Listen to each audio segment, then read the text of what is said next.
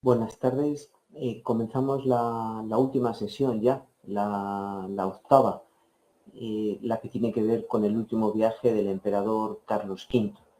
Con esto terminamos pues, esta serie de capítulos, estas intervenciones dedicadas a los viajes de Carlos V, con esos diferentes itinerarios.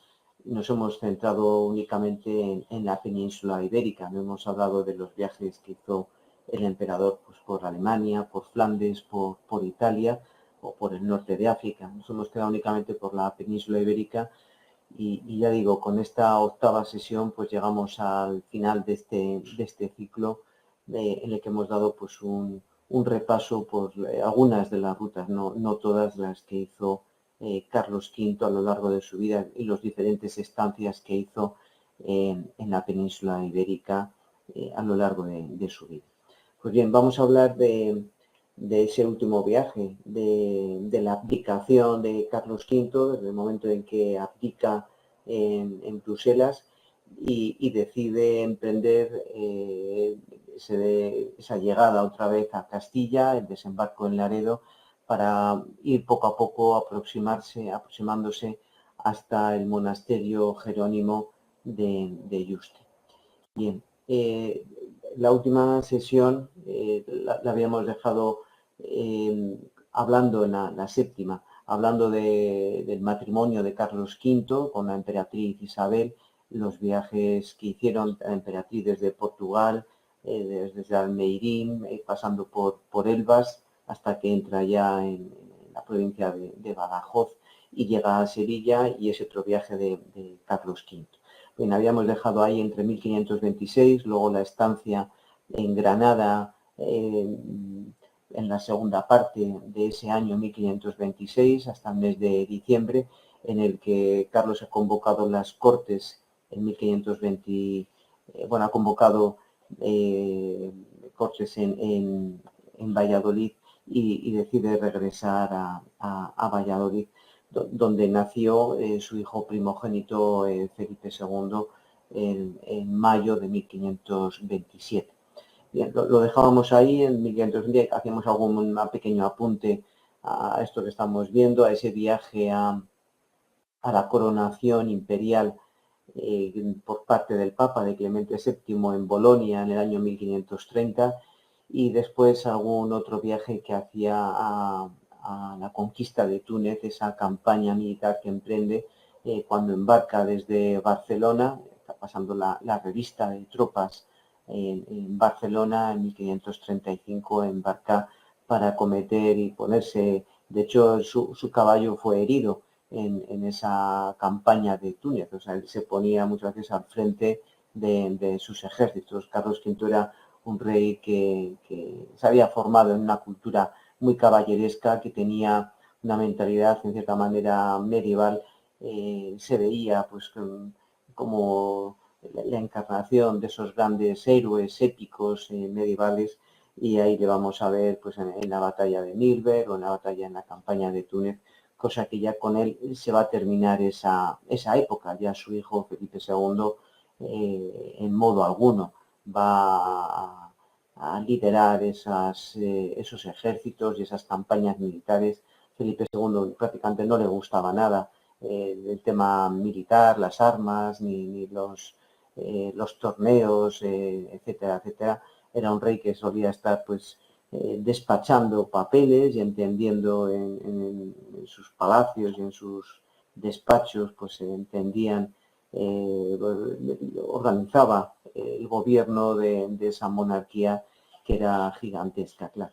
Bien, pues lo dejamos ahí entre 1530 en Bolonia, 1535 en la campaña de Túnez.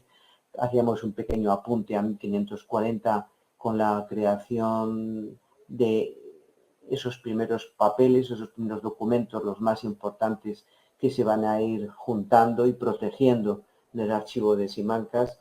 Lo explicaba muy bien el que fue director muchos años del archivo, José Luis Rodríguez de Diego, un libro que publicó en la colección Síntesis, que por qué ese archivo ese archivo de la corte, por qué no se va después, cuando Felipe II traslada la corte a Madrid a partir del año 1561, ¿por qué no se lleva la proximidad, la cercanía de su archivo? Y explicaba José Luis Rodríguez de Diego que es algo intencionado, es decir, el tener los documentos y los papeles importantes lejos de la corte y de que algunas personas nobles, miembros de los consejos, etcétera, puedan entrar y buscar y recoger, pues pondría en peligro la vida de este archivo. Por eso siempre mantiene esa distancia, esa separación geográfica, espacial, con lo que es la corte, y se va a mantener hasta que deja de tener uso. En torno a los años 1840, a principios del reinado de la reina Isabel II, el archivo ya deja de recibir documentos, ya es un archivo que ya no recibe más documentación, ¿no? Bien, nos vamos a Flandes, nos vamos a Bruselas, y en Bruselas, Carlos V había pasado su infancia. Él había nacido en Gante, había estado pues educada por su tía Margarita en la corte de Marinas y había estado pues muchas veces en Bruselas. En Bruselas se hace una fiesta histórica, se hacía ya una procesión religiosa con esa Virgen del Sablón, aprovechando ahora la entrada de Carlos V en 1549, cuando va acompañado de su hijo Felipe II y del duque de Brabante, esa procesión religiosa se va a convertir de esta manera en una procesión cívica. Van a desfilar también los gremios, van a desfilar en grupos de arqueros, van a desfilar pues los miembros de la Orden del Toisón de Oro, y actualmente se sigue haciendo esa fiesta a principios de junio todos los años.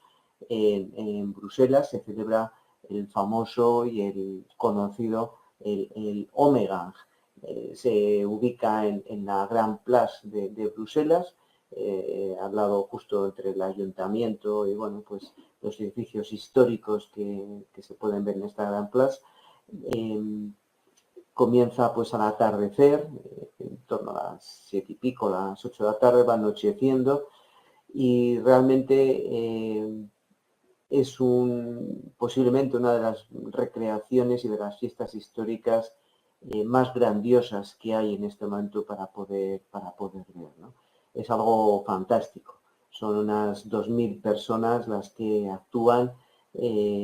Hay torneos, hay juegos de zancudos, hay juegos con luces, aparecen pues montados a caballos jinetes que llevan los estandartes que representan a todos los territorios de la monarquía de Carlos V, todos perfectamente ataviados con las vestimentas de la época, y realmente es, ya digo, una de las recreaciones históricas que tienen que ver con esta época, con el siglo XVI, con el reinado de Carlos V, más recomendables, y que todos los que estén interesados en este tipo de celebraciones históricas, pues en algún momento deberían pasar por aquí para conocerlo, porque ya digo, es fantástico, ¿no?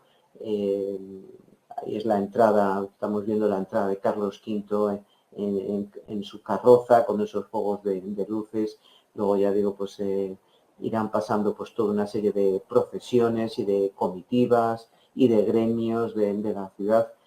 Y bueno, pues aquí vemos otro momento en el que se ven por los diferentes territorios que formaban parte de la monarquía, de todos los ducados, reinos, estados que tenía el rey Carlos V, ¿no? Hay muchísimos espectadores, yo creo que tiene un aforo de unos 10.000 espectadores en la plaza, y yo recomiendo pues sacar la entrada con mucha antelación para no poder perderse este espectáculo. Las veces que Carlos V está fuera de Castilla, aquí suele dejar un regente o una regente. pasó cuando se marchó para ser coronado emperador, que aquí se quedó Adriano de Utrecht, que estuvo pues desde 1520 hasta que, bueno, luego va a ser elegido Papa Adriano y se acaba marchando de Castilla. Pero otras veces fue su propia esposa, la emperatriz Isabel. Claro, la emperatriz fallece en Toledo en 1539 y ya pues no puede actuar como gobernadora de los reinos de España. Y en quien más se va a apoyar después en esas ausencias, largas ausencias a veces de años, Carlos V va a ser de su hija Juana, que va a asumir la regencia, por ejemplo, en 1554 y bueno, le va a tocar pues toda la época de esa abdicación hasta que vuelve a Castilla ya como rey que ha abdicado, aunque ya el trono le habrá pasado a su hijo, a Felipe II. Pero Felipe II no va a regresar hasta 1559. Ahí van pasando muchas cosas. Carlos V regresa en 1556, pero en 1557 tenemos la batalla de San Quintín, que está dirigida por Felipe II, es decir, que hasta el año 59 Felipe II no vuelve definitivamente a España. El otro tema que también es importante recordar para no perder esta perspectiva de conjunto histórica es el gobierno de Carlos V, el reinado, ha sido un gobierno anómalo.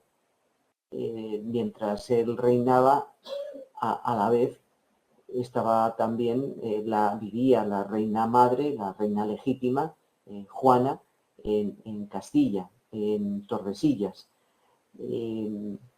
Carlos tuvo intención de abdicar muchos años antes de 1556. Se encontraba enfermo, se encontraba cansado, parece que todo le salía mal. Lejos de sofocarse la insurrección de los protestantes, que había empezado Lutero a partir de 1517, el protestantismo se iba extendiendo cada vez más por todas las zonas de Alemania, por Holanda, por los Países Bajos. Es decir, que el protestantismo se había convertido en un problema que lejos de apaciguarse, aunque hubiese alguna victoria como la batalla de Milberg en 1547, el protestantismo seguía creciendo. Entonces, la presión turca de la Sublime Puerta por todo el Mediterráneo sigue creciendo también. Ya había sido la conquista de Rodas, había entregado Carlos V la isla de Malta a los caballeros de la Orden de San Juan, pero bueno, siguen hostigando los territorios del norte de África, de todo lo que es la Calabria, de la Puglia italiana, del sur de Italia, en ese reino de Nápoles, Cerdeña, Sicilia. O sea que el hostigamiento era constante, no se terminaba, y las alianzas de los turcos con Francia y a veces con el papado pues que continuaban, ¿no? Entonces tenemos el problema protestante, tenemos el problema turco, ha habido diferentes rebeliones en diferentes estados y territorios, unas germanías, las comunidades, etcétera, y Carlos estaba muy cansado de los viajes, con una mala salud. Pero él no podía abdicar porque estaba viva todavía su madre, entonces no podíamos tener como tres reyes a la vez. No podíamos tener a la reina legítima en Tordesillas, recluida en el Palacio Real, a Carlos que hubiese abdicado, ahora Felipe II, o sea, era demasiado, ¿no? Rizar el rizo, tener tres reyes simultáneamente. Entonces, en el momento en que fallece la reina Juana en 1555, para él en cierta manera es una liberación y es lo que activa todo ese proceso de que él comience con lo que es su abdicación. O sea, que él espera este momento, bueno, porque ya digo, institucionalmente habría sido una realidad pues muy conflictiva, ¿no? Bueno, pues fallece a los 46, después de 46 años encerrada en el Palacio Real de Tordesillas. Murió en 1555 la reina Juana, y a partir de ese momento, el 25 de octubre, comienza este proceso de abdicación que se va haciendo en diferentes momentos, en diferentes fases. Hay un primer momento en esta época, el 25 de octubre, en el que, estando en Bruselas, Carlos V abdica, Felipe II le cede todo lo que son los Países Bajos, y a su hermano Fernando, aquel infante Fernando que habíamos visto, que había conocido en Mojados en 1517 en su primer viaje, y que cuando vaya camino para ser proclamado rey del reino de Aragón, iba camino de Zaragoza, al pasar por Aranda de Duero, le había mandado fuera en 1518, y ya nunca más Fernando había vuelto a pisar territorio de Castilla y de Aragón. Había pasado ya toda su vida, la había pasado por Centro Europa. Pues ahora, de cierta manera, se va a congratular con él, va a haber una cierta reconciliación, y le va a ceder los territorios del Imperio Germánico, los territorios de Austria, Hungría, Bohemia, etc. Hay un segundo momento al año siguiente, han pasado unos meses, de octubre del año 55, y prácticamente 3 meses después, el 16 de enero de 1556, ahora ya sin ninguna ceremonia. Claro, lo anterior se hace en el palacio, en Bruselas, en el palacio de Gutenberg, pero es un palacio que se quemó. Lamentablemente hubo un incendio, y hoy día queda el edificio nuevo que se ha construido allí. Hay una parte, la parte de abajo, que sí que conserva pues los cimientos y algunos restos de cómo era ese palacio de Gutenberg en la época de Carlos V, que tuvo que ser un palacio pues espectacular y magnífico, y con sus obras de arte, sus tapices, su mobiliario y demás. Pero digo, se puede visitar, está allí, es un museo actualmente, pero no corresponde en este momento a la época de Carlos V. Bueno, pues en ese palacio de Gutenberg, pues es donde, estando allí, Carlos V se había hecho la abdicación pública e institucional, y ahora ya sin ninguna ceremonia se cede a Felipe II la corona de Castilla, la corona de Aragón, y digamos todos los territorios que van vinculados tanto a Castilla, como son las Indias, y los que corresponden a Aragón, como era Cerdeña, Sicilia. Hay dos salvedades, que es el estado de Milán y el reino de Nápoles, que ya habían sido cedidos previamente, traspasados a Felipe II en el año 1554, en el momento en que Felipe II, una vez que se había muerto su primera esposa, María Manuela de Portugal, y él que era viudo, pues en el año 54 se va a casar con la reina de Inglaterra, con María Tudor. Él va a ser el rey consorte de Inglaterra, y entonces, para que él, digamos, tuviese ya unos territorios y fuese, digamos, alguien a la hora de casarse con la reina de Inglaterra, Carlos V le había cedido ya el estado de Milán y el reino de Nápoles. Bien, y le pasa a Fernando, le pasa también lo que es el título imperial, que esto también es importante. No se lo quiso pasar a Felipe II. De esto se ha escrito mucho, hay muchas investigaciones también sobre este tema. Claro, hay que pensar que Felipe II se había educado en Castilla, aunque había hecho aquel felicísimo viaje por la monarquía de España, que ahora estaba por Inglaterra, acompañaba ahora a Carlos V en Bruselas, pero su tío Fernando tenía un conocimiento muchísimo mayor de todo lo que ocurría en Centro Europa. Había estado viviendo en Hungría, en Bohemia, había estado en contacto constantemente con los protestantes y parece que estaba mejor desvincular y quitar todo el peso del imperio, quitárselo a Castilla y dejárselo, separarlo para que lo llevase Fernando, ¿no? Porque bastantes pues, conflictos y problemas había para gobernar todos estos territorios. Bien, así es como se hace esta abdicación. Ahora lo que estamos viendo en imagen ya son imágenes recreadas, son pintadas por pintores románticos, así como hemos visto antes algunos grabados, sí que son de la época de Hohenberg, pero en cambio estos ya son del siglo XIX. Este es de Louis Gallait, que está en el Museo de Bellas Artes de Bélgica. Entonces, bueno, esto es como se imaginaba el pintor en el siglo XIX que ocurrió esta escena. Algo similar es Francisco de Paula Van Halen también, que nos pinta más o menos esta escena. Ahí aparece Carlos V ya mayor, con su bastón, ya vestido de negro, que el negro no solamente era a veces por el color del luto de cuando fallecía alguien, sino que el negro había comenzado a ser la moda del vestir a la española, de vestir de negro. El color negro las telas negras eran las más caras, las más ricas. Era muy complicado conseguir una tela con ese brillo y con esa textura.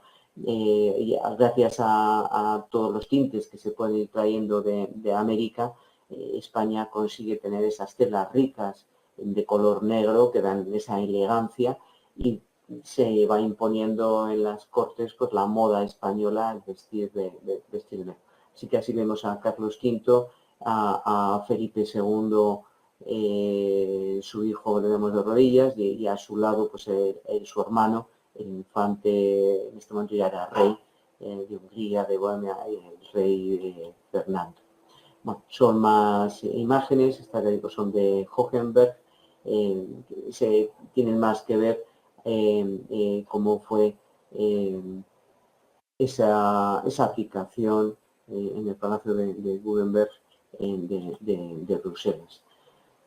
Otro momento, otro grabado de Hohenberg.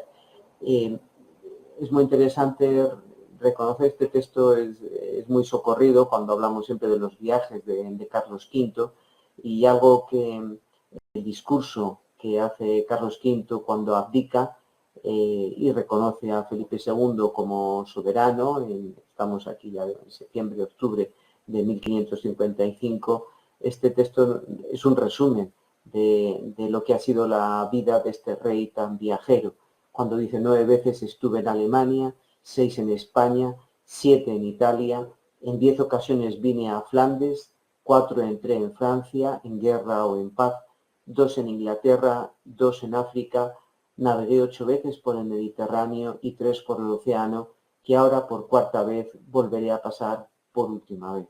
Bueno, pues es un resumen de todos sus viajes, un viajero incansable, bueno, en fin, con los medios que había en la época, ¿no? Bien, cuando se hace esta abdicación, llegan los correos, bien por barco, bien a través de caballerizas, van llegando a los diferentes territorios, y en los territorios lo que se hace para dar a conocer que ha habido un cambio al frente de la monarquía, que ha habido una abdicación y que ahora hay un nuevo rey, lo que se hace es esa ceremonia de levantamiento de pendones. Se hace una proclama y ya se levantan varias veces. Se dice, pues, vamos a ver el texto, porque esto es otra imagen de cómo en la Diputación de Valladolid, pues en el zaguán hay unos azulejos que recuerdan o que ambientan históricamente cómo se hizo esa abdicación y levantamiento de pendones por Felipe II, ¿no? En este caso, el texto que muestro aquí no es el de la abdicación de Carlos V de Felipe II, sino es cuando se había producido la proclamación de Carlos V. Y en el momento en que había muerto Fernando el Católico en 1616 en Madrigalejo, pues en Madrigalejo, perdón, no, en Almendralejo, en Madrigalejo había nacido Isabel la Católica y en Almendralejo es donde, perdón, había nacido Isabel en Madrigal de las Altas Torres y efectivamente en Madrigalejo es donde muere Fernando el Católico en 1616. Bueno, pues para conocer que por la muerte de Fernando el Católico ahora hay un nuevo rey, pues lo que se hace esta ceremonia de levantamiento de pendones. Este es el texto que se recoge de lo que ocurrió en Plasencia y ahí se dice, ¿no? Se decía eso, oíd, oíd, oíd con voluntad la muy alta y muy poderosa la reina doña Juana, Nuestra Señora, el rey don Carlos, sus hijos, sean intitulados por rey de estos reinos juntamente con su alteza y por eso esta ciudad de Plasencia, como leales servidores de sus altezas, alzan hoy pendones por sus altezas. Y hecho el dicho pregón, luego las trompetas tañeron y cesaron. Y cesando luego el dicho señor corregidor, puesto en cuerpo el pendón en la mano, a voces dijo, Castilla, Castilla, Castilla, por lo muy poderosos señores, la reina doña Juana y el rey don Carlos, su hijo, nuestros señores. Y esto lo alzó el pendón en los altos y esto se repite 3 veces y se hacía por diferentes plazas de la localidad y bueno, pues lo que es la población tiene noticia y conoce por la nueva realidad. Bien, realizada esa abdicación y ya se han enviado, ya digo, los mensajeros que dan por los reinos y por los señoríos y por los territorios, dan a conocer esta noticia, pues ahora Carlos V ya emprende ese último viaje hacia su destino, que ha decidido que sea el monasterio jerónimo de Yuste. Es una flota grande la que va a venir, 56 navíos, igual que el primer viaje de 1517, la flota partió del puerto de Flesinga y bueno, pues se hacen a la mar. Y este es el itinerario que vamos a ir comentando a continuación en la sesión de hoy de estas localidades. No vamos a poder, lógicamente, hablar de todas las localidades porque esto nos llevaría muchísimo tiempo, pero bueno, de algunas que nos vamos a centrar más, donde hoy día sí que tiene, digamos, un arraigo y un recuerdo mayor, como por ejemplo es en Laredo, en Medina de Pomar, bueno, en Vallistillas, en Medina del Campo, en Tornavacas. Bueno, vamos a ir viendo algunas de esas localidades donde hoy día se recrea este paso y esta última comitiva de Carlos V, ¿no?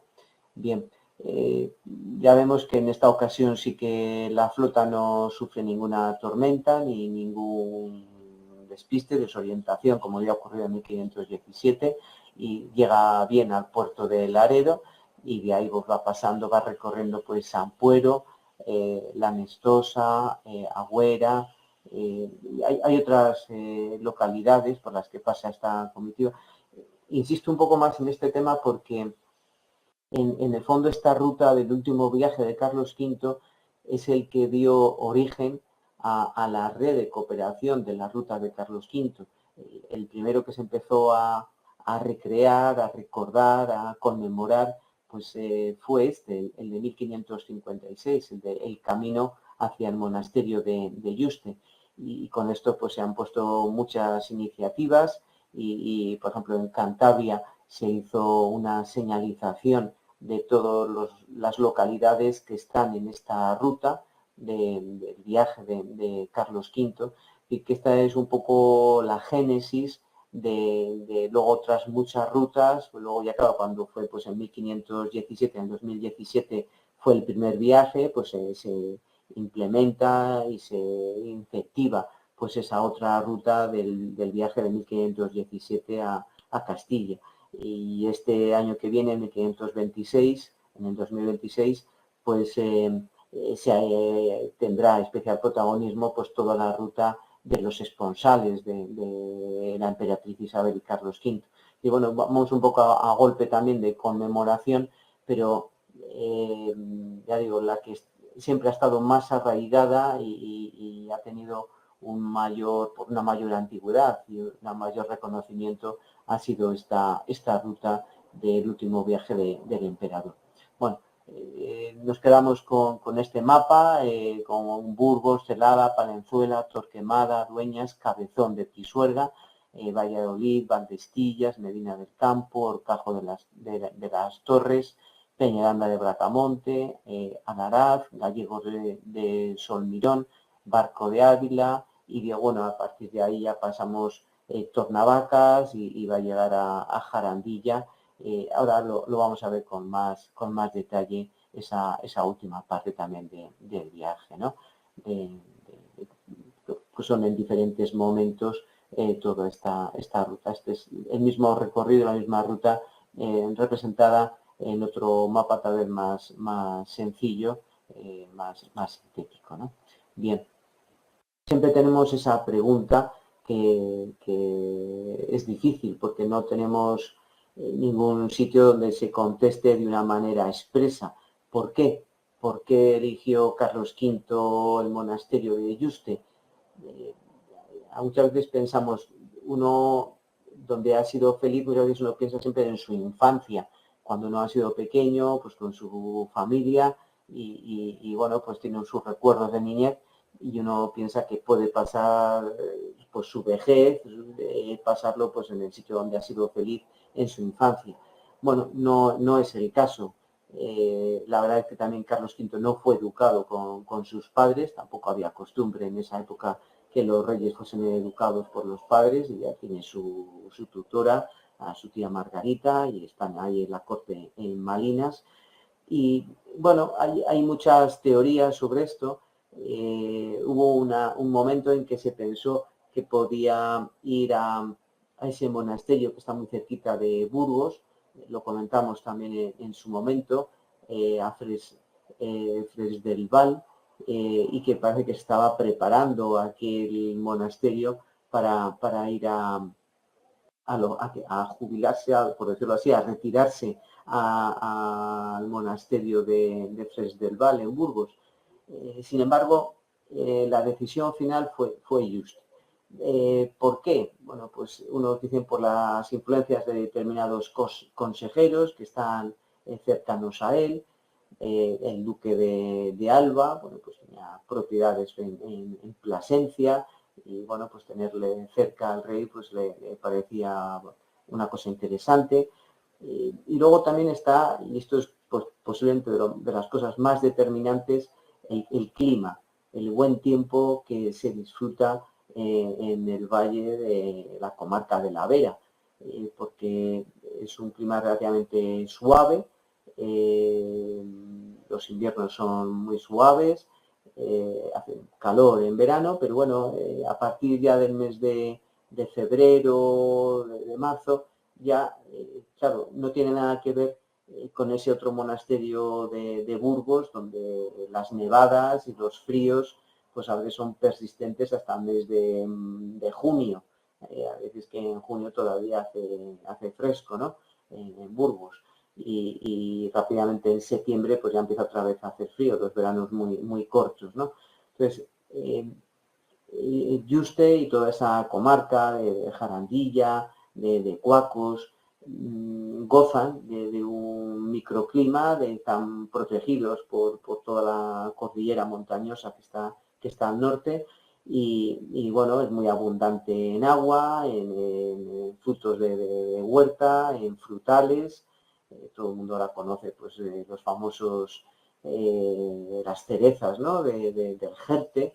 Y bueno, pues es una zona que es realmente, digamos, benigna y amable climatológicamente y que invita a un monarca que sufre pues, de diferentes dolencias, que tiene artrosis, que casi le cuesta mucho andar para mover las rodillas, que sufre de gota. Claro, él no sabía cuál era, por qué le dolía ese dedo, el dedo gordo del pie, que le dolía mucho, claro, ¿no? El tema del ácido úrico y de lo que comía mucha caza menor.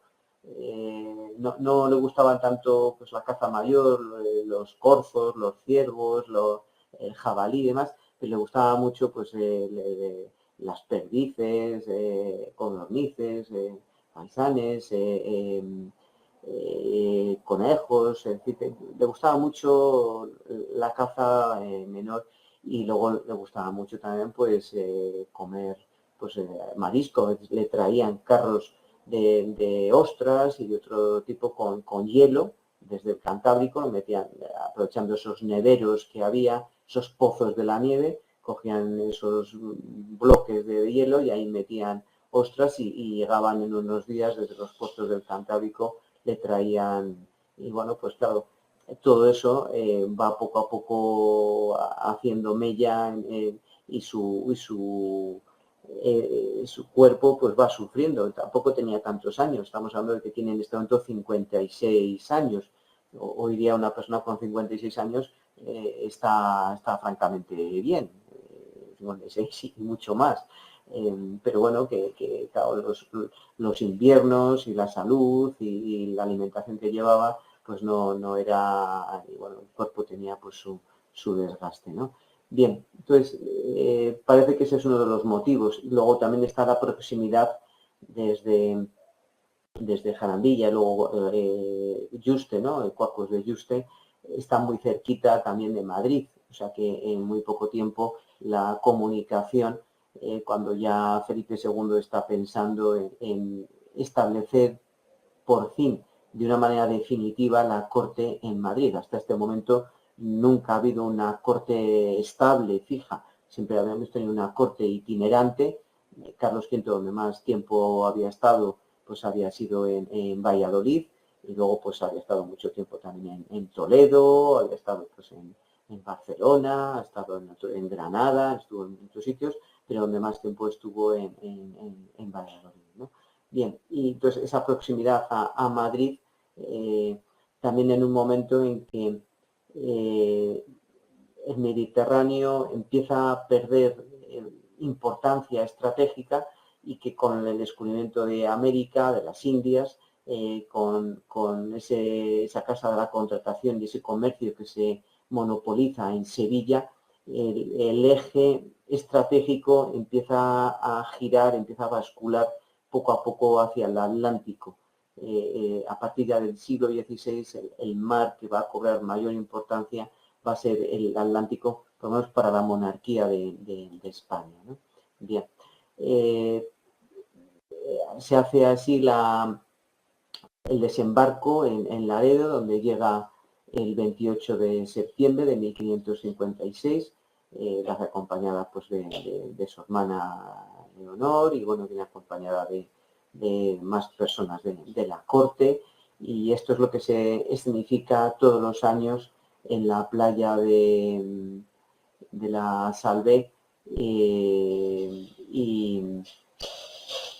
y bueno, pues es una de las recreaciones pues más también más bonitas, pues se hace en la propia playa.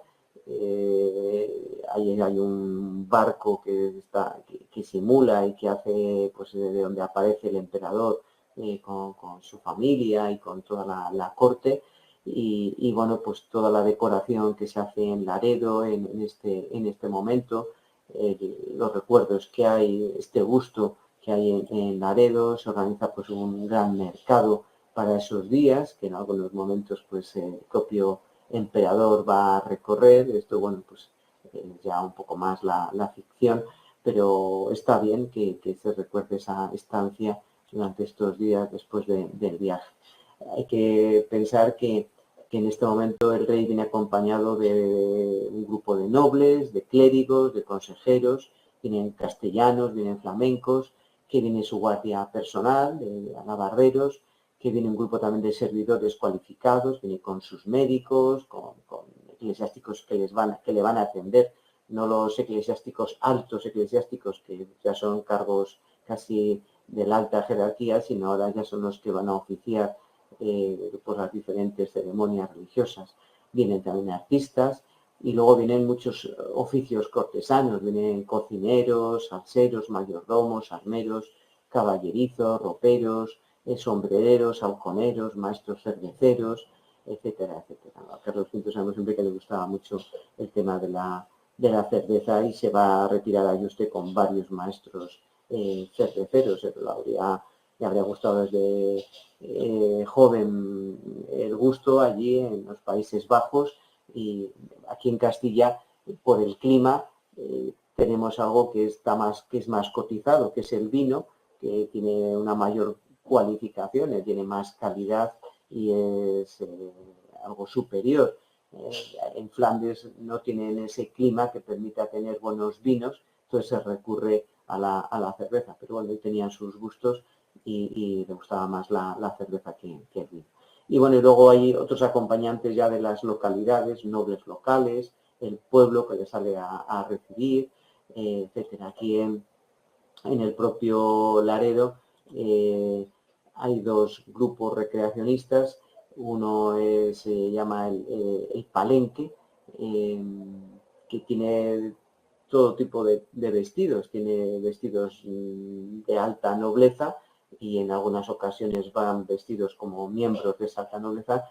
Y luego, tal vez lo más frecuente verles es vestidos como esa representación popular de lo que eran los habitantes de Laredo, pescadores, de las mujeres de los pescadores que están arreglando las redes y que van con esos tocados de los gorros, representando según el tipo de gorro, pues si la mujer está soltera, si está casada, si está viuda, hay todo un lenguaje de comunicación, un simbolismo de esos tocados, ¿no? Bueno, pues por un lado está el Palenque y por otro lado también hay otro grupo que se llama Son de Laredo, que también pues tiene unos trajes de eclesiásticos muy buenos, de obispos, de personas de la corte, y bueno, pues entre unos y otros le dan un gran brillo a esta recreación, este recibimiento en Laredo. Bueno, el rey ya no está como fue en 1517, por primera vez. Estas son imágenes de las recreaciones de 1517, de cuando montaba a caballo y cuando era joven y era mozo, pero ahora las cosas han cambiado, ya no puede montar a caballo. Estas son las sillas que dijimos que están en la Galería de las Colecciones Reales en Madrid. Y ahora pues tiene que viajar de otra manera. Lo que se hace es habilitar digamos, un cofre, un baúl, donde se transportaban pues, vestidos y demás, se le corta, se abre y se adapta para que pueda ser utilizada como una litera. Esto es lo que se conserva actualmente en el monasterio de Yuste, esa parte que hay que se puede visitar como museo. Entonces, bueno, portada por una serie de personas que le llevan a brazo, cogiendo este baúl, y bueno, pues ahí dentro va el emperador, ¿no? En algunas de las recreaciones que se hacen, aquí estamos viendo tanto en Valdestillas como en Medina del Campo, vemos ahí la colegiata de San Antolín, del Ayuntamiento de Medina del Campo, pues se le lleva en estas andas, bueno, que más o menos también asemejan un poco cómo era ese transporte en este momento, aunque podía ser más en este tipo de sistema que se había diseñado para hacerlo. El tema de los transportes era algo ya habitual, el que, por ejemplo, la emperatriz Isabel, cuando viene a los esponsales en 1526, ya se dice que va en una litera. Esto es de de un tapiz de la Real Fábrica de Tapices, que bueno, que hace una idea de cómo en un episodio del Quijote, de cómo era una de esas literas que se podían transportar o bien por personas a brazo o bien por caballos, ¿no? Luego estas otras sillas que tienen pues la parte de abajo que son, digamos, que se pueden desplegar y que, bueno, pues sí uno tiene que tener la pierna estirada por el tema que ya acabo de decir, por la gota, que hoy día lo que entendemos es el ácido úrico y que ellos tampoco sabían en aquel momento pues ni cómo atajarla, ni desde el punto de vista de la alimentación, ni de la medicina, ¿no? Tendríamos que pensar que lo que son las carrozas, los carruajes, son algo posteriores. Carlos V prácticamente no viajó en carroza porque todavía no había llegado esa moda, ni había habido en épocas anteriores, en época romana, ya se había utilizado este tipo de carromatos para transportar personas, además que esto es algo que había existido en la época de Roma, en la época medieval, existían carros que podían transportar no solamente cosas, bagajes y demás, sino también personas. Pero lo que es el transporte, digamos, rápido y cómodo en este tipo de carrozas van a ser un poco posteriores, ¿no? Las primeras carrozas se sitúan ya a finales del siglo XV en Centro Europa y ya en lo que es en Castilla hasta el reinado de Felipe II no es el que, digamos, lo va a empezar a utilizar más y a difundir pues, para cuando iba a las jornadas de caza, cuando iba a pasear por el campo, ¿no? Bien. Una recreación, estamos viendo aquí un momento de la que se hacen mojados, en 1517, sí que se utilizan y bueno, está bien, o sea que no es algo que, porque estamos dentro de ese contexto histórico. Ya digo, o sea, Carlos V en este momento él montaba a caballo y montaba muy bien y se movía a caballo y prácticamente no utiliza carrozas en ningún momento, pero bueno, ya empezamos a estar en este siglo XVI donde ya en Europa se empiezan a utilizar y en muy pocas décadas ya su hijo Felipe II va a utilizar esta carroza. Es decir, que si hay, en alguna recreación se puede utilizar carroza, pues históricamente no es un problema, ¿no? Estas ya son carrozas que ya son posteriores, que ya son del siglo pues, XVIII, siglo XIX, mucho más ya complejas, con otros sistemas de amortiguación, de frenado, bueno, ya es otra, también está en la galería de las colecciones reales, ¿no? Bien, estos viajes que es de comitivas muy grandes, bueno, lo que estamos viendo en la imagen es un ejército que se mueve, es uno de los frescos que hay en la sala de las batallas en el Escorial, de la batalla de San Quintín, las escenas que están entre las ventanas de la sala de las batallas, enfrente de la batalla de Higueruela, enfrente está pues toda la campaña de San Quintín. Bueno, pues aquí vemos un ejército que a lo mejor son varios tercios, los que dan la imagen de que son miles de hombres con todos sus equipajes, sus compañeros, sus servidores, los que se van moviendo.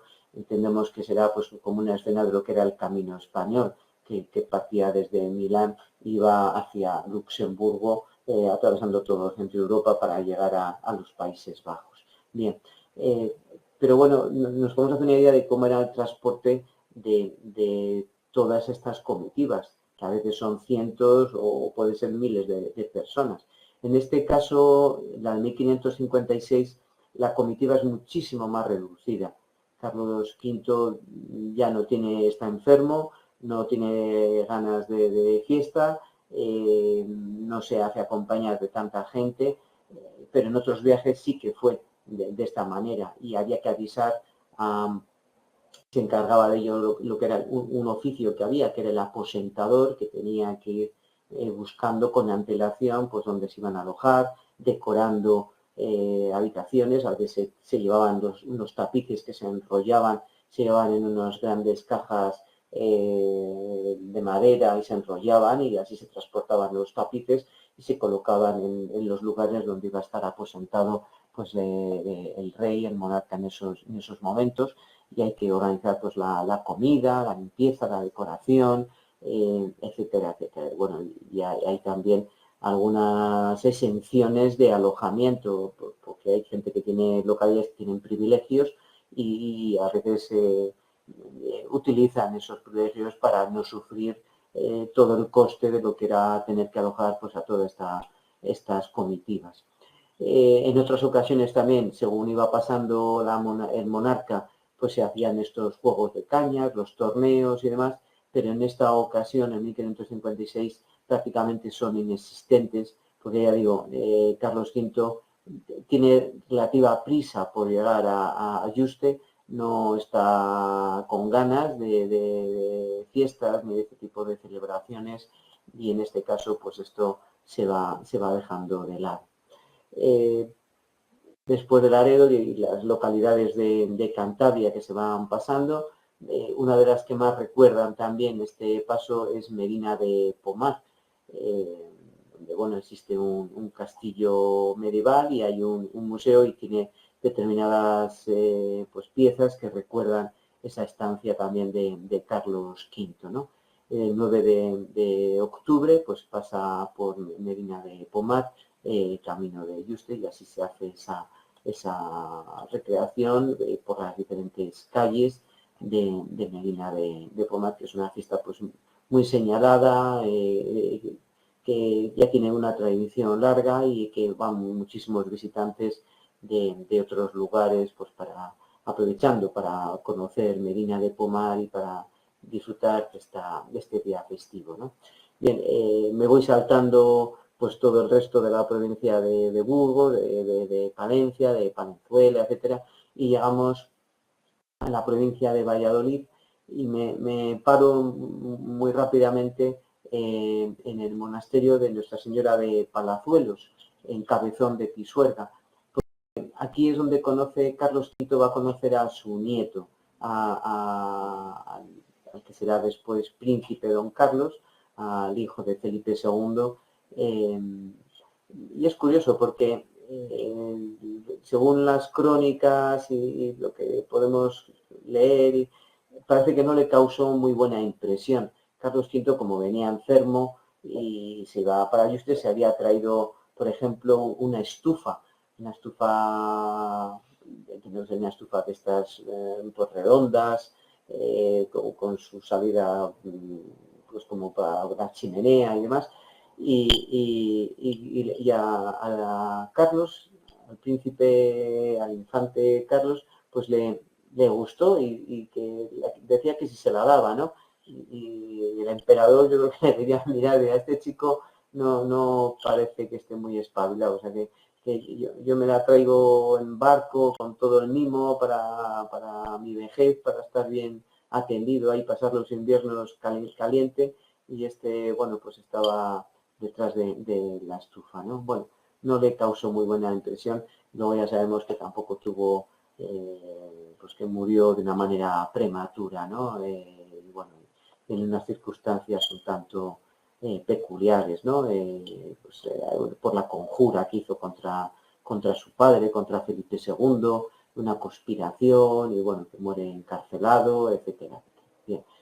Ya se dedicó luego la leyenda negra y la ópera en Don Carlos se dedican ya un poco a echar bien de leña al fuego y a criticar y a poner de relieve pues toda esta situación con el príncipe Don Carlos. Bueno, ahí está en el monasterio Nuestra Señora de Palazuelo, que prácticamente no queda nada hoy día, queda solamente la iglesia, porque luego, como otros muchos monasterios, con la desamortización de Mendizábal, pues son exclaustrados los monjes y lo que es el monasterio en sí se pierde. Y hoy día, pues, está abierto, pues hay que llamar, está entre Cabezón y Corcos de Aguilarejo, y ahí está ese monasterio de Nuestra Señora, de monasterio de Palazuelos, y sí que se hacen de vez en cuando algún tipo de eventos y demás. Estaba viendo que sí que se ve aquí en esta parte, aquí hay un escudo de Carlos V, se le podría haber puesto más grande, pero bueno, arriba tiene la cabeza, el águila bicéfala, y es un escudo, no sale todo lo que es todos los territorios de Carlos V, únicamente sale Castilla, es rey de Castilla, es rey Carlos I de Castilla, y sale el toisón de oro con el collar, aquí está el toisón, sale el águila bicéfala arriba, y luego ya el territorio en el que se encuentra de Castilla. Después de su estancia en Valladolid y de estar unos días con su hija, con Juana, continúa el viaje y el 4 de noviembre llega a Valdestillas, donde va a pernoctar. También en Valdestillas se accedería pues una recreación que recuerda pues esa noche, ese paso del emperador por Valdestillas. Bien. Y al día siguiente, el 5 de noviembre, va a llegar a... Bueno, no he comentado que el 4 de noviembre es el día de San Carlos, pero claro, estamos hablando de una fiesta que es posterior. O sea, San Carlos Borromeo es un santo de Milán, está enterrado ahí en la cripta de Milán, y no es hasta un siglo y pico después cuando se le reconoce la santidad y se instituye el 4 de noviembre como fiesta de San Carlos Borromeo. Y en este momento, este 4 de noviembre, el día que llegaban Destillas, todavía no hemos llegado a ese momento, porque todavía no ha pasado San Carlos Borromeo con su fama de santidad. Bueno, el día 5 llega a Medina del Campo, se le hace un recibimiento, ahí va acompañado pues, con sus médicos, con Luis Méndez de Quijada. También acompañan pues, estos personajes, posiblemente también Martín de Gaztelu, el duque de Alba. Bueno, le van acompañando diferentes hombres de confianza, ¿no? Porque cuando había dejado Valladolid, ahí decidió ya que la comitiva fuese, digamos, lo estrictamente necesario, lo justo. Prácticamente que todo el mundo que le acompañaba se quedase en Valladolid, y ya como él ya se encuentra, digo, cada vez más enfermo y más desanimado, pues con una pequeña comitiva y con 40 navarreros, desde Valladolid emprende también ese viaje que acabo de decir por Valdestillas y por Medina del Campo. Bueno, aquí esta es una recreación que se hace en noviembre en Medina del Campo todos los años. Ahí vemos a diferentes miembros de la compañía del tercio Cristóbal de Mondragón y Mercado, que son los que van dando esa protección y transportando en andas al emperador. Y la verdad que, bueno, que se asemeja mucho a cómo fue todo ese momento, ¿no? Y así es como llega y se va a alojar en el palacio de un mercader, un banquero, un cambista y un mercader, Rodrigo Dueñas, que había hecho fortuna, que tenía pues un gran capital, y de hecho se hace este momento, esta recreación se hace justo en el palacio, lo que llamamos el palacio de Carlos V en Medina del Campo, que era la casa de Rodrigo Dueñas, ¿no? Bien, hubo un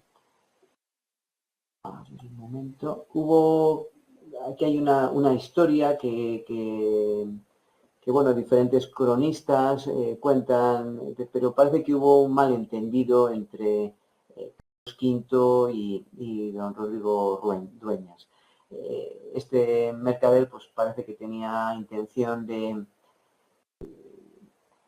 hacer ver que tenía mucho dinero y que era un hombre muy poderoso y quería pues atender muy bien al emperador, y bueno, pues que se quemó unos palos de Ceilán para que el emperador estuviese pues en un signo de ostentación y demás, y hacerle otro tipo de celebraciones, y Carlos V parece que se enfada y que se siente molesto, decir, bueno, mira, yo soy emperador, o sea, parece que me vienes aquí como a decir que tú eres una persona muy importante, pues estás hablando con el que ha sido el emperador de todos estos territorios, y aparte que tampoco tenía ganas de todo este tipo de agasajos, y bueno, parece que le dio un cierto desplante el emperador a Rodrigo Dueñas en este momento. Bueno, esto parece que es una anécdota entre las crónicas, entre la leyenda y la historia. Ahí dejamos ese episodio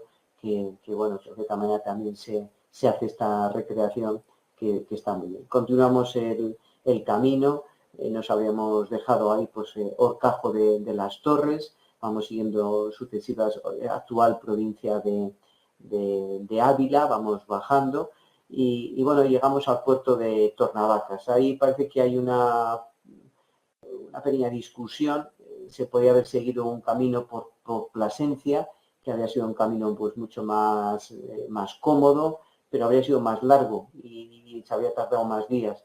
Y Carlos tiene ya prisa por llegar y por descansar y al final deciden acometer pues el puerto de Tornavacas, que yo animo a todo el mundo que le haga andando y verá pues que tiene su cierta complicación y dificultad, que bueno, que no es una ruta sencilla, ¿no? Y menos pues llevando al emperador o bien así en andas, como esta imagen, o bien dentro de ese baúl, esa especie de cofre en el que se transportaba.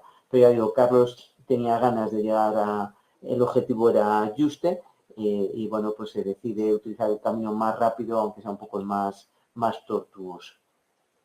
Y así es como llegamos a Jarandilla de la Vera. Hemos entrado en la actual provincia de Cáceres, se llega a esta localidad del Valle de la Vera. El escudo, pues ahí tiene el toisón de oro con los eslabones de lo que es el collar, el águila bicéfala, y bueno, pues así está, recuerda muy bien, está muy unido, Jarandilla está muy unido a Carlos V, ¿no? Este es digamos, la visión geográfica del valle, está rodeado tanto al norte como al sur por montañas y bueno, pues hay un microclima y una zona pues muy fértil, y bueno, ahí es un poco toda esta zona que vamos a ver. Jarandilla lo tenemos aquí, el lugar que estoy señalando, y aquí es donde Carlos V va a estar unos meses alojado hasta que, cuando se acaben las obras aquí en el monasterio de Yuste, el monasterio de los Jerónimos de Yuste, pues haga este recorrido que iría desde Jarandilla, se pasa por Aldea Nueva, más o menos andando son unos 5 kilómetros y pico, un poco más, y de Aldea Nueva hasta Cuacos de Yuste son otros 5 kilómetros y algo. En total son por el campo, por las pistas, son unos 10 kilómetros y algo, ¿no? Bueno, esto es lo mismo, ver un poco esta ruta desde Jarandilla, que está aquí, por aquí va el camino, Aldea Nueva de la Vera y Cuacos de Yuste. Bueno, insisto un poco en esta ruta porque hoy es una de las rutas que se hace como recreación, es el camino de Carlos V, el camino del emperador, y bueno, hay un día al año, en febrero, que se recorre y que es una ruta, pues, un recorrido que es magnífico, ¿no? Es un día espléndido para hacer este recorrido. Se va a alojar en lo que hoy es el parador de turismo, en este castillo que hay en Jarandilla, después, ya digo, de bajar de todo el puerto de Tornavacas, y este en este momento era un castillo de los condes de Oropesa, que ya habíamos hablado el otro día cuando iba de Talavera, iba hacia Carlos V, pasó por Oropesa y para ir hacia Sevilla. Pues estos son los condes de Oropesa, es Francisco Álvarez de Toledo y Figueroa, que es un noble español de los Álvarez de Toledo, con los duques de Alba. Este es el tercer conde de Oropesa y es el señor de Jarandilla en este momento, ¿no? Tenía una gran amistad con Carlos V y aquí va a estar alojado.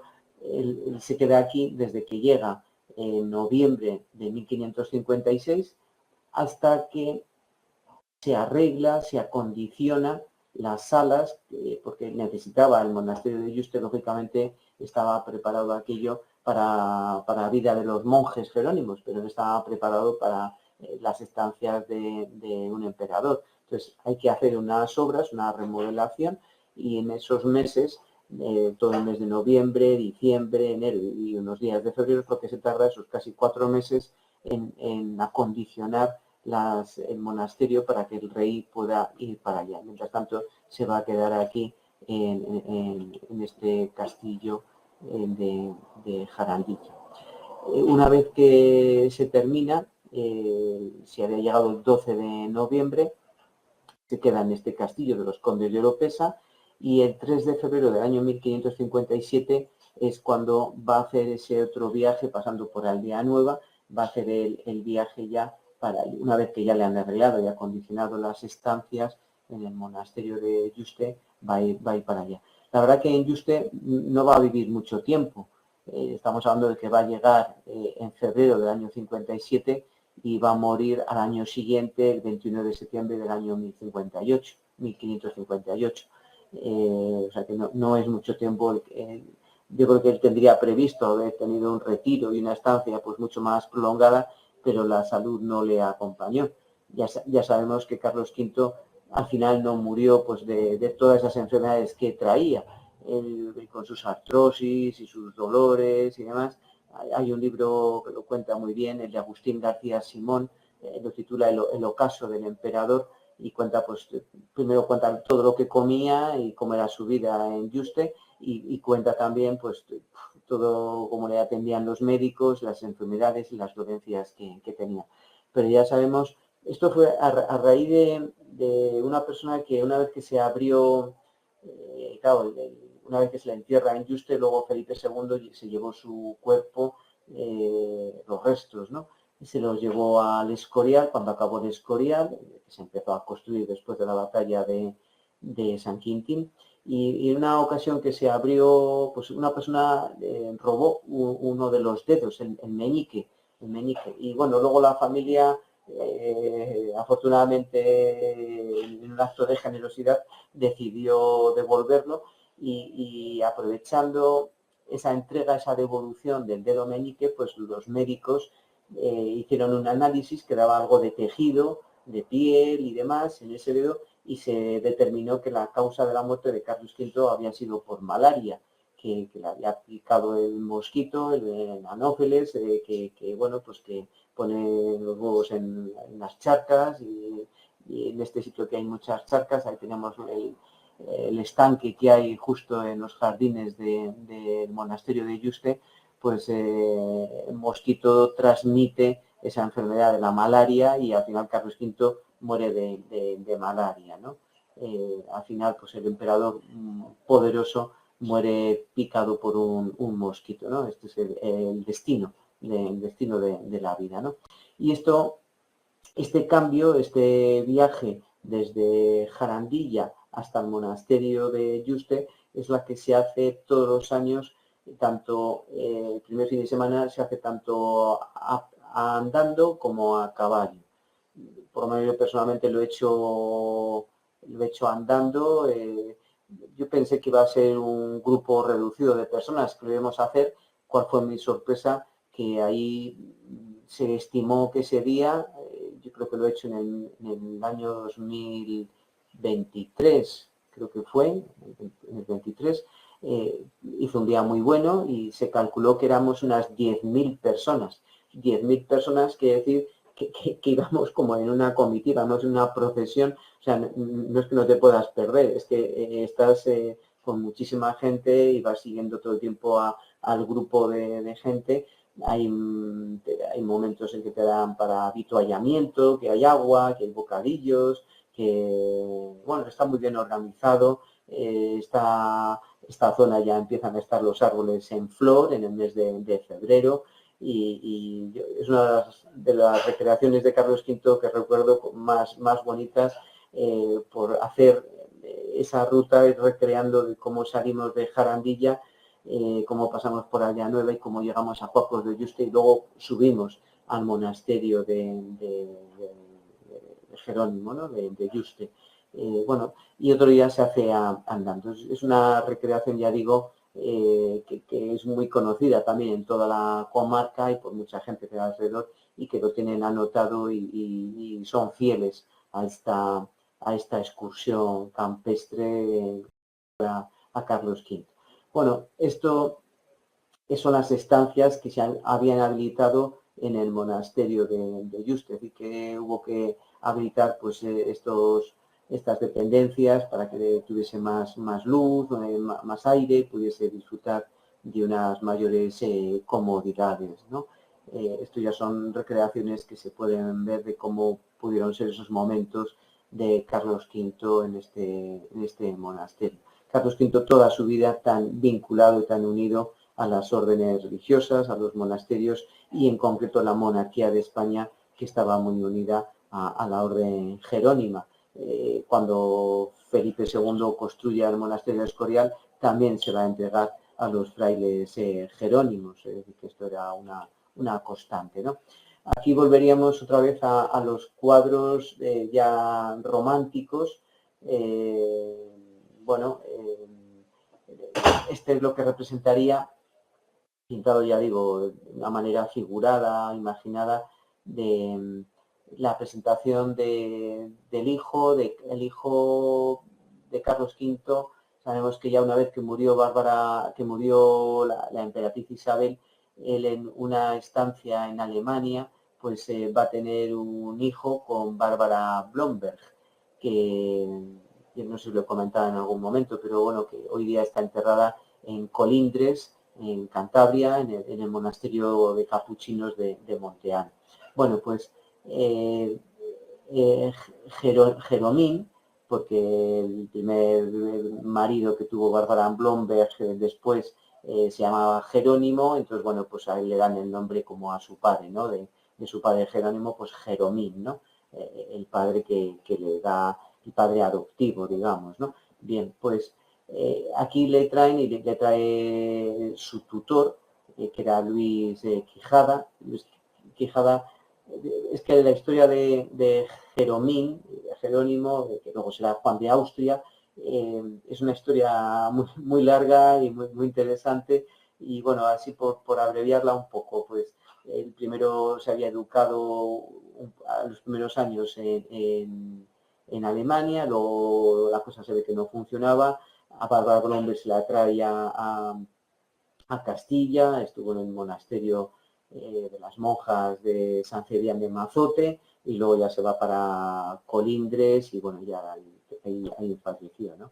Y don Juan de Austria, una vez que ya no está con su madre, con Bárbara Blomberg, se le da en adopción a Luis de Quijada, que era un hombre de confianza, era uno de los consejeros y hombre pues de confianza de Carlos V. Y él está casado con Magdalena de Ulloa, que es la señora de Villa García de Campos.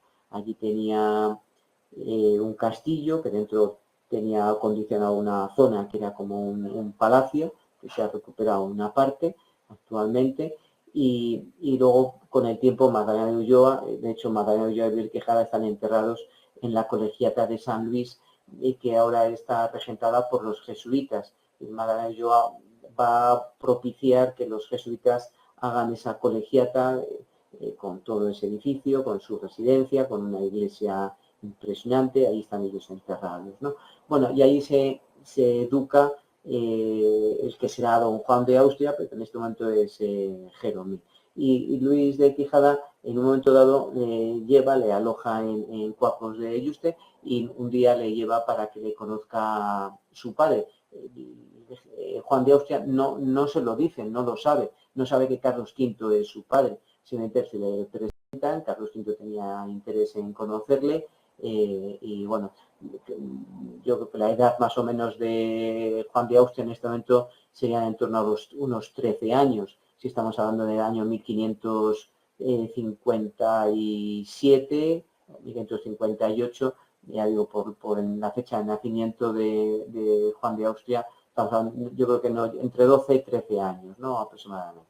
Bien, porque allí en Pasarón de la Vera, otra localidad que está muy cerquita de Jarandilla y de Cuacos, en Pasarón hay un palacio renacentista que es muy bonito y ahí se ha trabajado también una leyenda de que don Juan de Austria en esa estancia que tuvo allí ya con sus 13 años, bueno, ya casi un adolescente, pues que tuvo una novia, una tal Magdalena, y pues como la mujer que le estaba cuidando, ¿no? Magdalena de Ulloa, pues él conoció a una Magdalena allí y hay un guión y se iba a haber hecho una representación de todo esto, pero cuando llegó la pandemia pues quedó suspendido y yo espero que en algún momento en Pasarón de la Vera se recupere y se haga esa escenificación de la historia, la leyenda de don Juan de Austria con Magdalena, ¿no?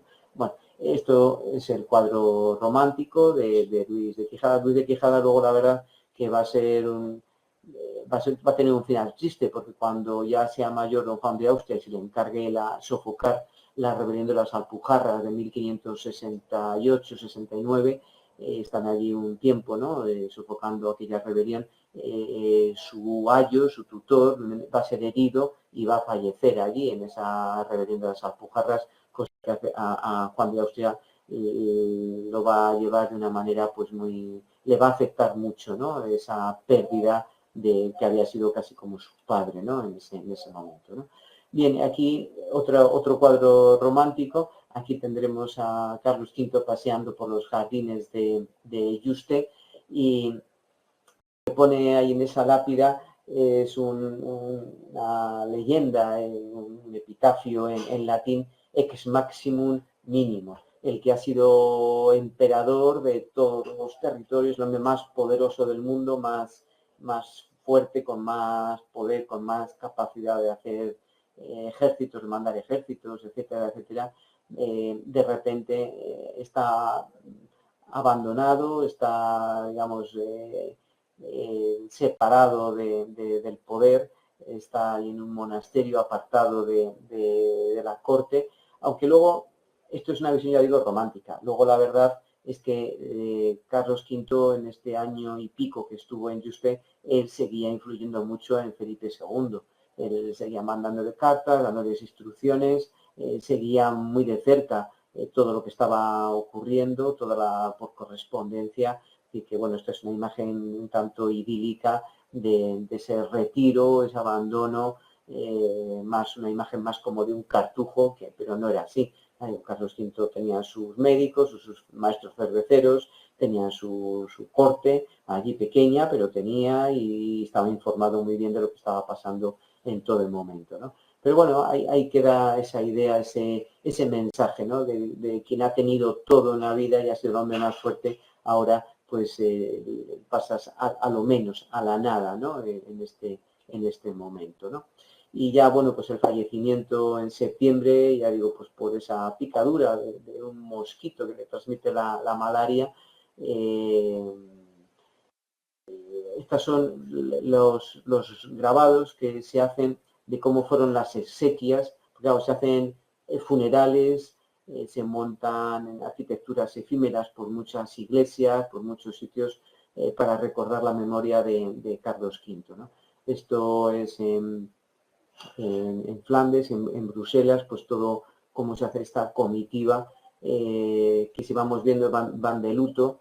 Cada uno de los caballeros lleva pues uno de los estandartes de los diferentes territorios, pues de Aragón, de Sicilia. Bueno, teníamos que ir viendo cada uno de los territorios que representan, ¿no? Y llevan las divisas, ¿no? La cruz de Borgoña, ese aspa de San Andrés. Ya dije, de San Andrés simplemente serían dos palos cruzados, pero aquí cuando son dos troncos con esos nudos es la cruz de Borgoña y la divisa que adquiere Carlos V después de la coronación imperial las columnas de Hércules. Si nos fijamos, esta es una corona imperial, esta es una corona real, y la leyenda, ¿no? El plus ultra, ¿no? El más allá, esa idea, esa proyección americana de Carlos V, y que Felipe II luego ya no la va a utilizar, ¿no? Santiago aquí en este momento luchando contra los moros, contra los musulmanes, que de cierta manera luchando contra los turcos. Había visto así también una reencarnación. Aquí vemos las columnas de Hércules, el águila bicéfala, la corona imperial, la cruz de Borgoña, y están representados todos los emblemas y las divisas del emperador. El águila imperial de Carlos V con su escudo, el toisón de oro, que es esa orden de caballería en la que si uno va al Omegang en Bruselas, ahí va a ver perfectamente cómo eran los trajes que llevaban esos caballeros de la orden del toisón de oro. Y bueno, vemos la corona imperial, que es una corona partida. Bueno, está perfectamente reflejada toda lo que nosotros tenemos casi como heráldica, pero bueno, son escudos, emblemas, las divisas, todos los símbolos del emperador. Bien, y llegamos al momento de acabar con estas 8 sesiones que estamos dedicando a los viajes de Carlos V, y yo creo que sería oportuno en este momento sacar algún tipo de conclusiones. Después de estas, no sé, hemos estado casi hora y pico, hora y media casi en cada sesión, o sea, llevamos aquí casi 12 horas hablando y desarrollando un poco la vida de Carlos V y sus viajes y demás. Entonces, ¿qué conclusión o qué podemos sacar de todo esto, ¿no? Bueno, aquí estamos viendo pues muchísimos momentos, muchísimas recreaciones. Estamos viendo Aguilar de Campoo, Laredo, esto yo creo que es en Palazuelos, en Cabezón, esto es en Tazones, en Valladolid, creo que esto es en Úbeda, Laredo, en Valdestillas, bueno, cantidad de sitios distintos donde se hacen recreaciones sobre Carlos V. Y eso que únicamente nos hemos dedicado a hablar de las que se hacen en España, que podríamos ahora, estaría bien hacer otras 8 sesiones dedicadas a las que se hacen por el resto de Europa. Muy recomendable, por ejemplo, la que se hace en San Severo. Se hace un cortejo histórico, una comitiva, en la época de Carlos V, con unos trajes que los italianos lo cuidan muchísimo, lo miman, se lo toman muy en serio, meten muchos recursos en este tema del vestuario y lo hacen de una manera fastuosa, ¿no? Los trajes. Pero hay muchas más. Pues el desembarco de Juan de Austria después en Mesina, o la famosa, una rebelión que hubo también en Gante, y que además al emperador le dolió muchísimo. Él había nacido en Gante, y que sus propios vecinos de Gante se subleven contra el emperador, pues eso para él fue algo muy doloroso, y bueno, les castiga, y se sigue haciendo esta fiesta de los Stropendragens en Gante, que se traduciría por los porteadores de la soga. Ellos van así descalzos, con ese traje blanco, con la soga al cuello, símbolo de que iban a ser ajusticiados, condenados, si no llegaba el perdón del emperador por esa rebelión. Y bueno, pues se sigue haciendo, es una fiesta pues muy arraigada también en estos lugares. Pero bueno, como conclusión, pues ya digo, por no meternos ahora en todas las otras muchas que hay en fiestas y rutas que hay de Carlos V por Europa y demás. Pues yo creo que el tema de las rutas de Carlos V son una gran oportunidad para la promoción del turismo. Creo que tiene grandes posibilidades de vincular localidades con ese personaje histórico, con unas identidades, con unas conmemoraciones históricas, con un personaje que destaca y que es señero en la historia.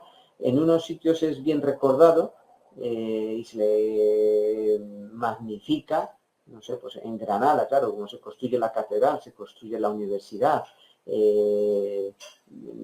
Hay un gran recuerdo de Carlos V, pues en Granada, en Toledo, donde muere la ciudad imperial, se dice, muere allí la emperatriz Isabel, en toda la zona que hemos comentado hoy, en Jarandilla, en Yuste, en Guadalupe. Bueno, hay muchos sitios donde el recuerdo de Carlos V es espectacular. En Tazones, en Villaviciosa, en Laredo, bueno, en muchos sitios.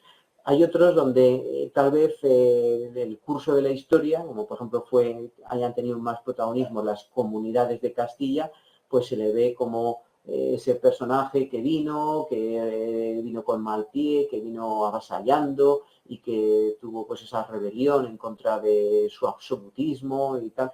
Bueno, yo creo que entrar en esos juicios históricos, yo creo que en este momento no llevan a nada. Es decir, la historia es la que es. La historia ha ocurrido lo que ha ocurrido. Nosotros hoy día lo único que podemos hacer es conocer, intentar entender qué es lo que pasó, por qué pasó, cómo pasó, y nosotros no somos jueces de la historia, no somos quienes para decir estos fueron buenos, malos, no somos unos jueces que nos ponemos delante y pontificamos y sentenciamos. No, lo que tenemos que hacer es ir con humildad a la historia e intentar, ya digo, comprender y entenderla y salir de nuestro presentismo. Presentismo es que a veces nuestra mentalidad actual nos lleva a juzgar el pasado con nuestra mentalidad y así es que no podemos entender nada de lo que ocurrió. Claro, en el pasado había esclavitud, había esclavos. El Juan Bravo comunero tenía esclavos. ¿Cómo se puede entender esto? Y hoy día desde nuestra óptica esto nos puede parecer una aberración, pero es que la historia, ya digo, ha funcionado y con otros criterios y de otra forma en otras épocas, ¿no? Entonces, intentar sacar nuestros prejuicios, nuestros esquemas mentales actuales y conocer la historia, y yo creo que es muy interesante poner en valor muchas localidades con la figura de Carlos V.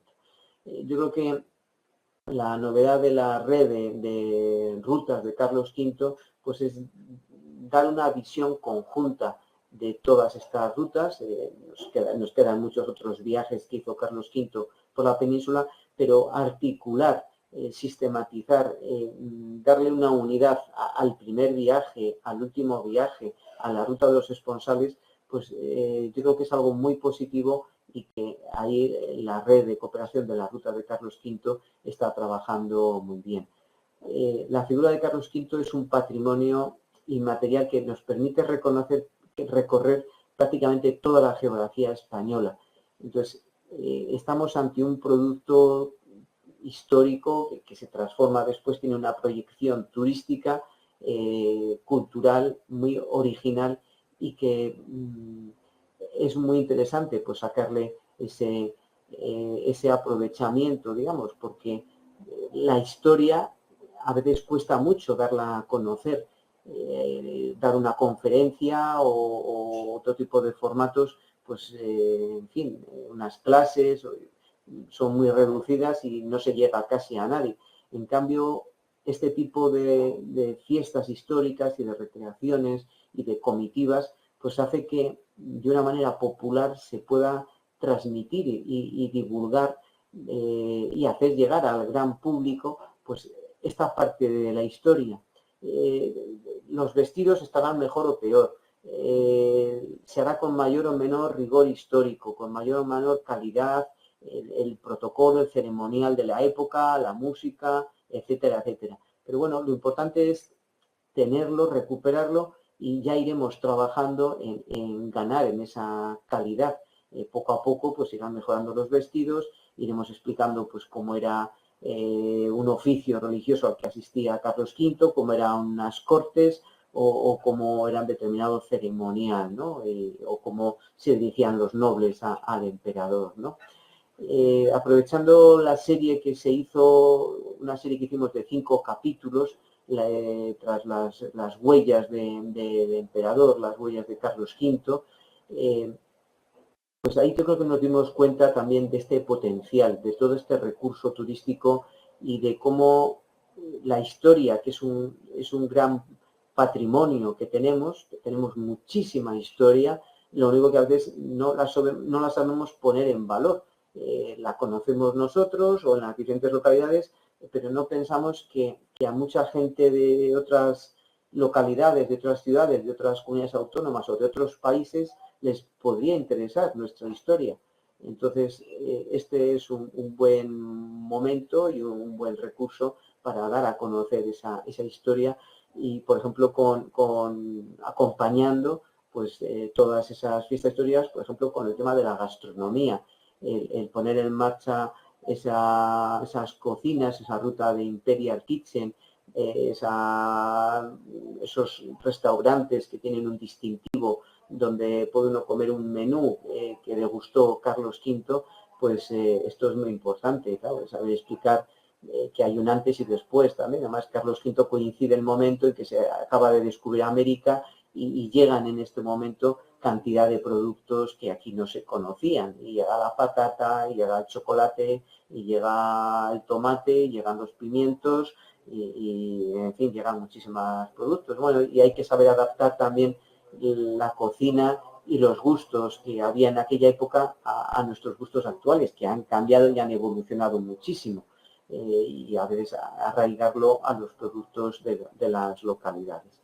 Bien, pues ya con esto termino. Estas rutas que se pueden promocionar en España, pero que hay otras muchas rutas relacionadas con Carlos V. Hemos hecho referencia aquí a la campaña de Túnez y que después de Túnez Carlos V hace un periplo por Italia, por Sicilia, por Nápoles, va subiendo, o después vuelve otra vez a Bolonia para ser coronado emperador, o los diferentes viajes que hace a Bruselas, pues, donde vive de pequeño, donde va a ser coronado en Aquis Gran Emperador, donde va después en el Omegang en 1549, o donde va después en 1554 para abdicar en 1556.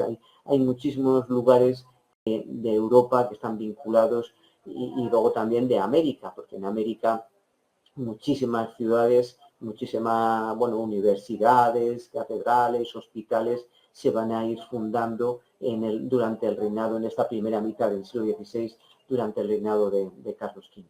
Espero que les hayan interesado estas sesiones, que les hayan servido de algo y bien, pues ahí dejamos y cerramos pues estos 8 momentos, estos 8 capítulos dedicados a Carlos V, a sus viajes y sobre todo a cómo hoy día lo recordamos, cómo hoy día se puede recrear en estas localidades la memoria del emperador. Muchísimas gracias por su atención a lo largo de todas estas jornadas de tanto tiempo, ¿no? Gracias.